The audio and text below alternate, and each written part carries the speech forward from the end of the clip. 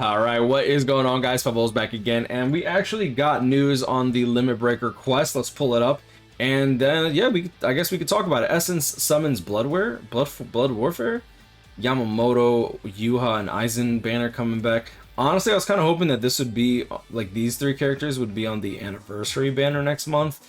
If end of the month banner is gonna be 1,000 Year Blood War, I really hope it is. We're supposed to be getting the new season in July.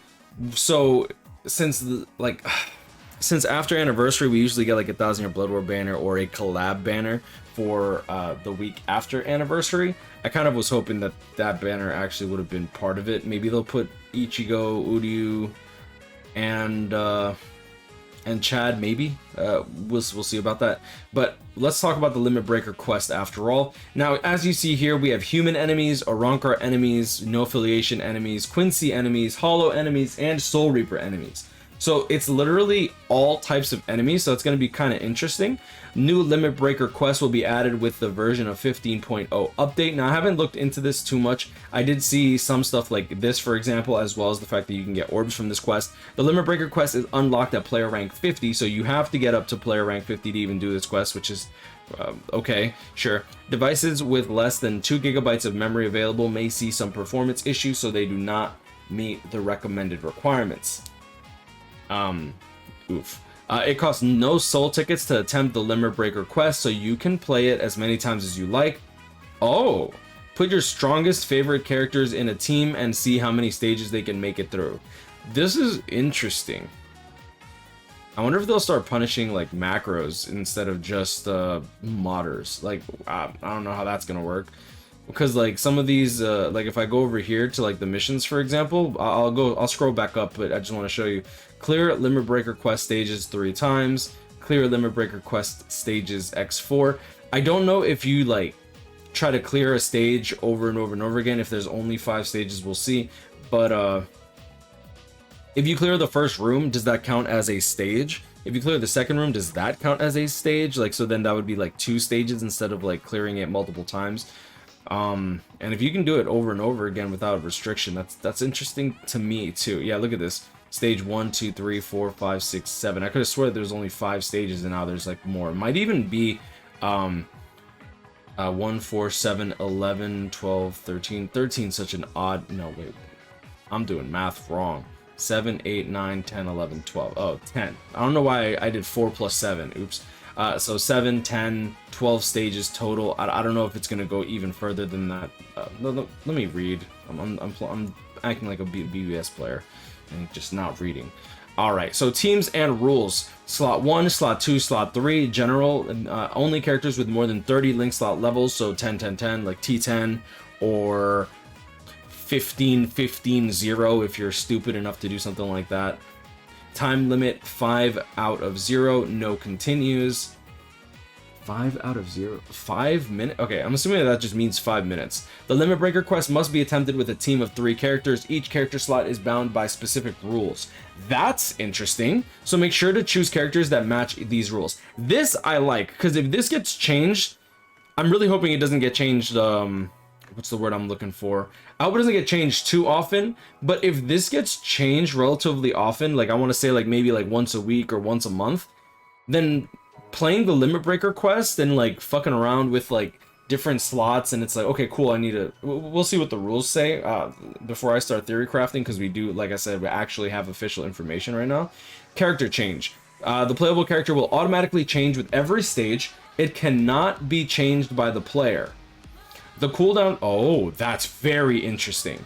The cooldown times of strong attacks and remaining times on buffs for characters not being used will be paused until they become the playable character once more.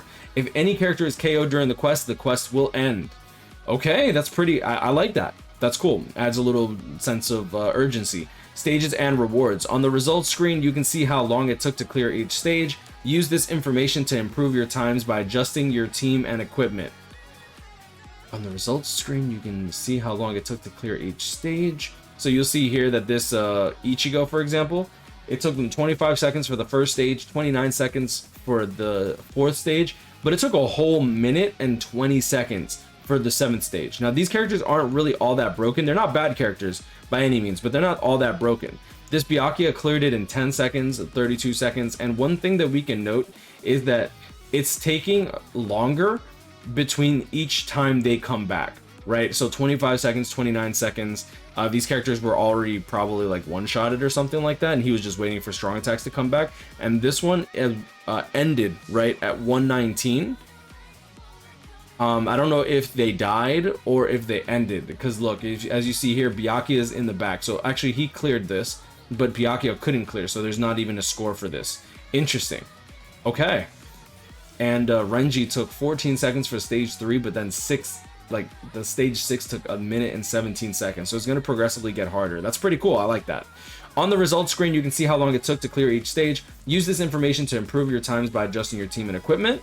You see here, clear Limit Breaker quest stages X3 gives you 25 orbs, 4 gives you 10k transcendence points, 5 gives you 20k. Now this will probably end up getting spaced out eventually, so like eventually you'll see like clear Limit Breaker quest stage probably like 210 and then 220 and then 230, so you're forced to keep playing this game mode.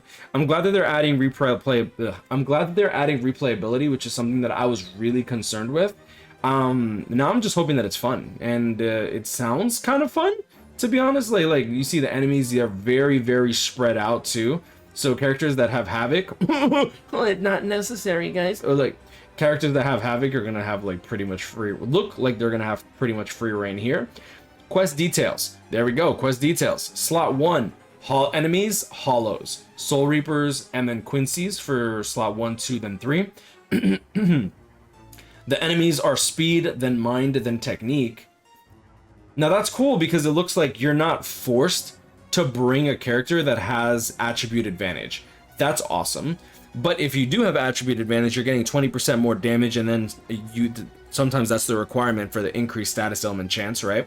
5-minute time limit and no continues. Minimum link slot level of 30. Range damage x2, range damage x2, melee damage x2. So you get double damage in slot 1 and 2 if you bring a ranged character, which they did not bring a ranged character at all. And then you get melee damage times 2 for this one. So here the enemies are going to be Quincy. So you're going to want to use a technique unit with melee damage, so that way you get double damage. If you get killer effect, your killer damage is also amplified. So since these enemies are hollows, your killer effect times 5. Usually killer effect is 20%. Times 5 means that you're going to be essentially dealing double damage. So if you can bring a character that is tech here, this is supposed to be power, my bad, because that's the enemy's attribute, right? So you want to bring a tech unit with hollow killer, and then you also want them to be a ranged character. And if you can get the killer, you're dealing quadruple damage. So this is going to make your runs significantly faster. Like, who is a tech hollow killer that's also ranged? Not Toshiro. Toshiro has, give me 1 second. All right, so we're back. I just don't want to give out like too much private information of mine. So you'll see here, killer effect. He does have hollow killer, range damage times 2, and then he's also a tech unit since he needs increased status element chance against speed attribute enemies. So a character like this Ichigo is going to be actually really, really good here. For slot 2, we're going to want a heart ranged unit with Soul Reaper killer. Heart ranged Soul Reaper killer. Hi, sweetie. Heart ranged, and then we want a Soul Reaper killer. Let's take off hollow in case there's someone with Soul Reaper and hollow killer. Yeah, Nini should be actually pretty good here. I guess I can zoom out a little bit. That way it properly shows. 6th anniversary Aizen's going to be cracked there as well. So I think like 6th anniversary Aizen's going to be the way to go. Just because he has that crazy beam, then the homing vortex. And that'd be kind of cool. Bringing in Tokinata. So, like, because he also is a ranged heart unit with Soul Reaper killer. That's pretty cool. Quincy's technique, so you want a power Quincy killer that's melee. Power Quincy killer that's melee. That's a tough one. Power, melee, and then we want Quincy killer. Boom, boom. Do we have one of those? Yamamoto. Duh. Yeah, and Yamamoto. So if you have the renewed Ichigo, 6th anniversary Aizen, and then power Yamamoto, honestly, this is gonna probably be the way to to cleave through this, and you probably will actually clear it, to be honest, because those characters are all pretty damn busted. If you experience performance issues during the Limit Breaker quest, you can reduce the performance load on your device by going to the options screen from the settings menu in the top right of the home screen. Go to the gameplay tab and set some or all graphical effect options to minimum. Event specifications and in-game balance are subject to change without notice. That's fine.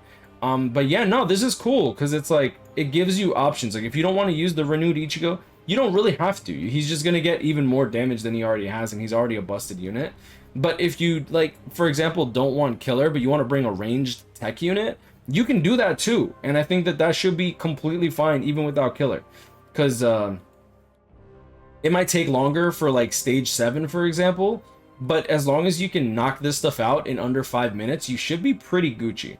So I'm actually kind of excited for this quest now that we actually have information. I thought it was going to be 5 stages, and then I thought it was going to be you just bring a team, and I'm like, why am I going to bring slot 2 and slot 3? Why would I not just bring characters that are going to buff slot 1, right? So I thought Bruno was going to be kind of just like insanely cracked, since he has what's the word I'm looking for?